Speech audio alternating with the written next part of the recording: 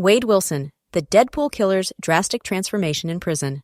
Imagine a man, once meticulously groomed for a high-profile trial, now barely recognizable behind bars.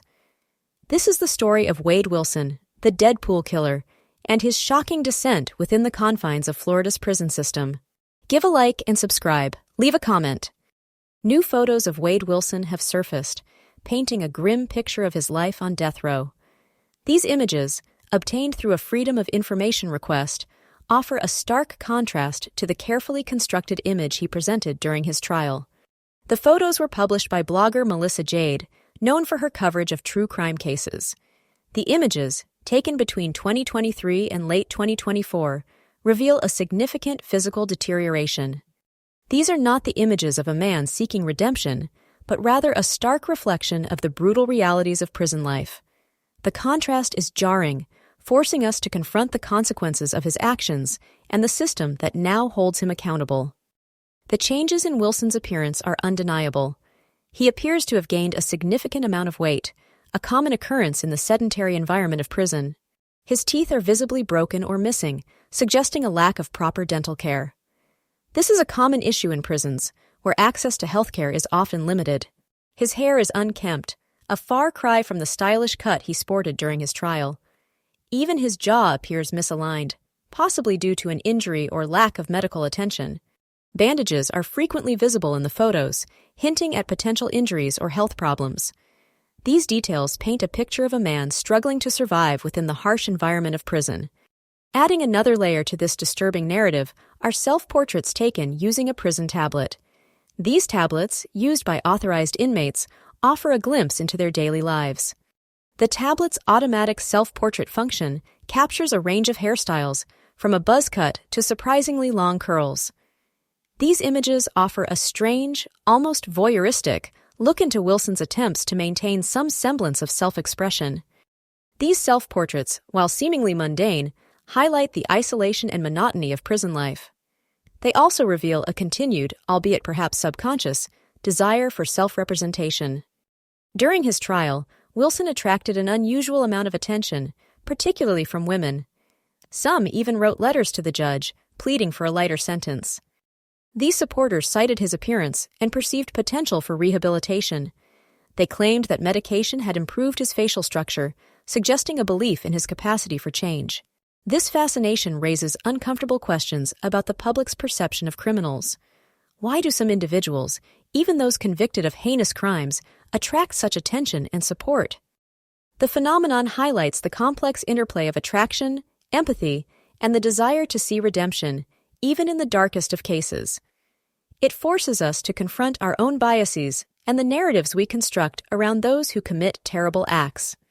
The crimes for which Wilson was convicted are undeniably horrific. He met Christine Melton at a bar before strangling her at her home in Cape Coral. After murdering Melton, he stole her car. He then abducted Diane Ruiz while she walked to work. Ruiz's body was found days later behind a Sam's Club. The details of these crimes are brutal and underscore the depravity of Wilson's actions.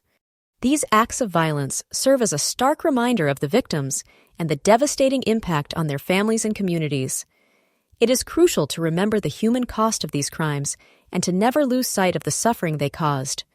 Wilson's criminal history extends beyond the murders of Melton and Ruiz. He was also convicted of burglary of 2 dwellings and vehicle theft. He also assaulted his ex-girlfriend, Melissa Montanez. These additional offenses paint a picture of a man with a long history of violence and disregard for the law. This pattern of criminal behavior suggests a deep-seated disregard for the safety and well-being of others. It raises questions about the factors that contributed to his violent tendencies and the potential for intervention. The contrast between Wilson's trial appearance and his current state is striking. During the trial, he sported a stylish haircut and wore formal attire. Makeup was used to conceal his facial tattoos, including swastikas and a Joker-style grin. He also had a Born to War tattoo on his neck. This carefully curated image was designed to present him in the best possible light, perhaps in an attempt to sway the jury. The prison photos, however, reveal the true reality.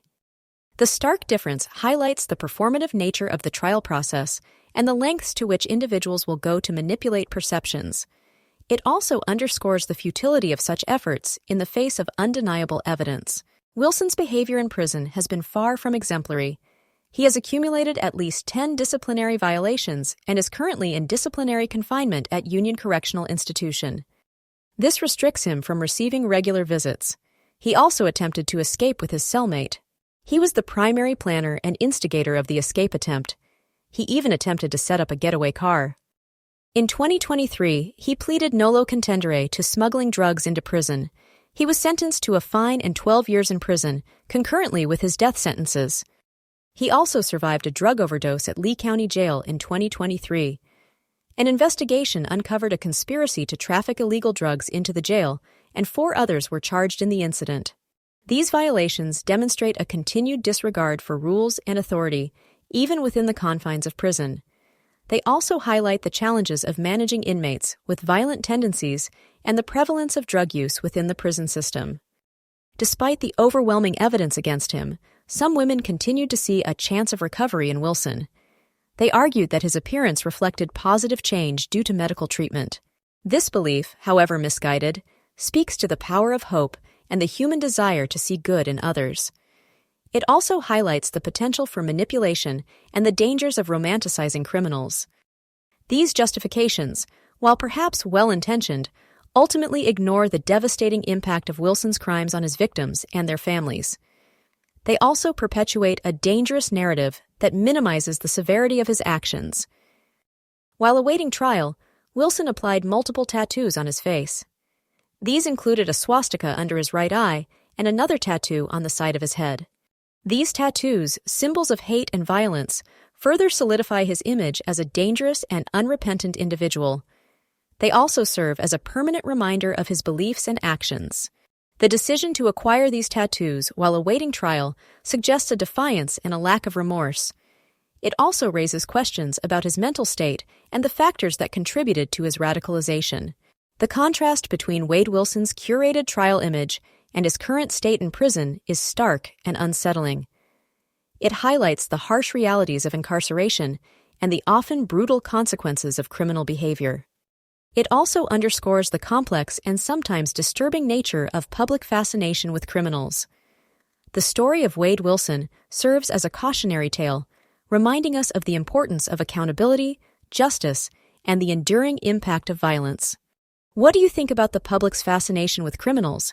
Share your thoughts in the comments below. Don't forget to like this video and subscribe to our channel for more in-depth analysis of true crime cases. If you found this video insightful, consider supporting our work through Patreon. Your contribution helps us continue to bring you high-quality content. Finally, share this video with your friends and family to spark a conversation about the complexities of crime and punishment.